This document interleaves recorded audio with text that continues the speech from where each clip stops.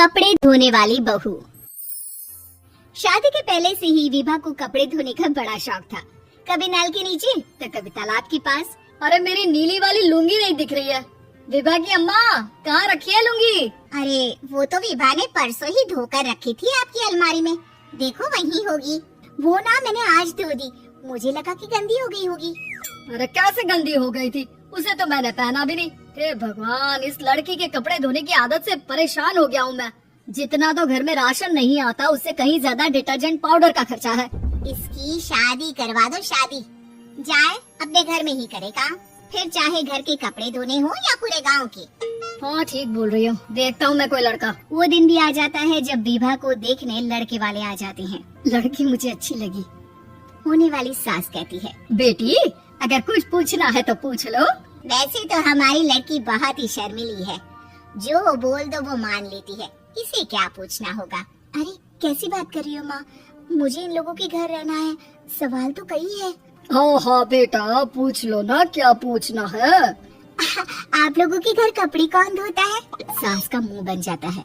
देखो अगर तुम ये कहना चाहती हो कि तुम्हें कपड़े धोने नहीं आते तो सुन लो, कपड़े मैं ही धोती हूँ, लेकिन तुम्हारे आ जाने के बाद मैं रुमाल तक नहीं धोऊंगी। अरे चुप रहना भगवान, बहू बेचारी घर आई नहीं, उसे डराना शुरू कर दिया।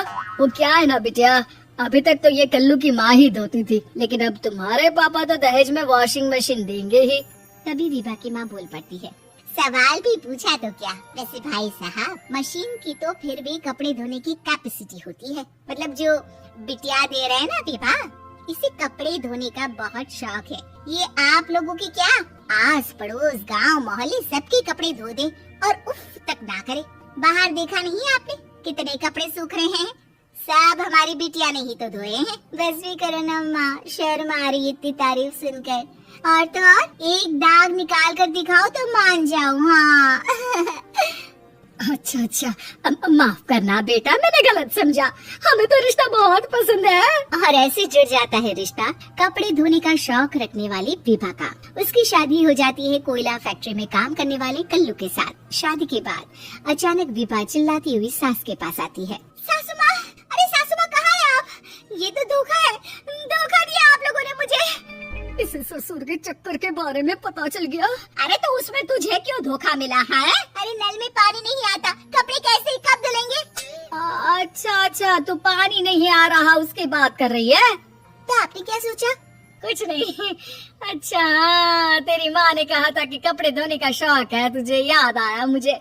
शौक बोलकर कपड़े धोने वाले मेरे जुनून को कम ना आके सासू माँ, कपड़ा धोना मेरा गुरूर है। तभी पति भी वहाँ आ जाता है। अभी मैंने इसे सनी देओल की फिल्म दिखाई है, उसी के डायलॉग मार रही है माँ। अच्छा सुन, साफ साफ बता रही हूँ, पानी सुबह 4 से 6 और शाम को 10 से 12 आता है, समझी? विभा टाइमिंग सुनकर हैरान हो जाती है, ये क्या भूतों का मोहल्ला है? सुबह 4 बजे उठकर कौन कपड़े धोता है? 4 बजे टंकी में पानी जाता है, फिर सारा दिन धोना ना, किसने मना किया? अरे कैसी बात कर रही है, 200 लीटर की टंकी में कितने कपड़े धो लूंगी मैं, सुबह ही उठ जाऊंगी मैं। अब क्या था, विभा सुबह 4 से लेकर रात के 12 बजे तक कपड़े ही धोती रहती। एक रोज सास पड़ोस से निकलकर कहीं जा रही होती है कि साथ वाली कहती है, हाँ कल्लू की माँ, जरा ये बताओ कि 2 साड़ी है, 2 ब्लाउज और एक पेटीकोट और एक नाड़ी वाला लंबा कच्छा। हाँ तो? अरे तो क्या, कितना लोगी धुलाई ये बताओ। धोबन दिख रहे हैं हम क्या? हमारे पति सरकारी नौकरी से अभी रिटायर हुए हैं और बेटा सुपरवाइजर है कोयला फैक्ट्री में, धोबन समझ रखा है हमें। हाय रे कल्लू की अम्मा, माफ कर दो, वो तो मोहल्ले में यही सब बता रहे थे कि तुमने बहू को कपड़ा धुलवाने के काम में लगा दिया है। सास को पड़ोसन की बात सुनकर गुस्सा आ जाता है। वो घर पहुंचती है जहाँ घर के बाहर ही इतने सारे कपड़े सूख रहे होते हैं जितने कि किसी धोबन के घर पर। अरे ओ कल्लू की दुल्हन, बाहर निकल। माँ जी यही आ जाओ, बाथरूम में चादर धो रहे हैं हम। अरे अभी हम धोते हैं, तुमको बाहर निकलो।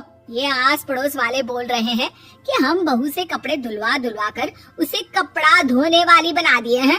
अरे छोड़ो ना माँ जी, किन लोगों की बातों में आती हो? आस पास के लोगों का तो काम ही होता है कि वो किसी तरह सास बहू को लड़ा दे। बहू सारे घर के कपड़े धोती है, ये क्या कम है? बोलिए। सास को भी लग जाता है कि वो बहू का ये सनकीपन नहीं छुड़वा सकती, इससे अच्छा है कि खुद ही चुप हो जाए। एक रोज सास और बहू मंदिर जाते हैं, जहाँ सास की साड़ी वहाँ खड़ी भीख मांगने वाली से मिलती है। माँ जी क्या बात है, आपकी साड़ी उस भिखारन से कितनी मिल रही है ना? हाँ हाँ देखो तो, दोनों की साड़ी मिल रही है। क्या बात है कल्लू की अम्मा, तुम खुद को तो अफसर की बीवी बताती हो और ऐसी सिंपल सी प्लेन साड़ी पहनकर घूमती हो। सिंपल और प्लेन नहीं है ये साड़ी। तो क्या सोने के धागे से फूल बने हैं? कुछ भी सासू माँ, कुछ भी।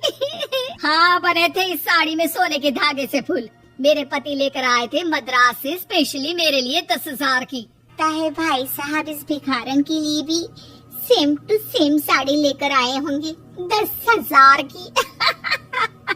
सास उस वक्त तो कुछ नहीं कहती, लेकिन बहू के साथ घर आती है और अलमारी से एल्बम निकाल कर लाती है। ये साड़ी देख रही है, ये वही साड़ी है जिसे मैंने अभी पहना था।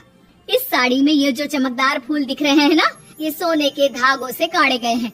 लेकिन तू लोकल वॉशिंग मशीन ब्रश से घिस घिस कर सारे फूलों को निकाल कर साड़ी प्लेन कर दी। मुझे माफ कर दीजिए सासू माँ। और तो और, जब मैंने तुझे तेरी गलती के लिए कुछ नहीं कहा, लेकिन तूने तो सबके सामने मेरा मजाक ही बना दिया। क्यों? बहू को समझ में आ जाता है कि अब से उसका कपड़े धोना बंद।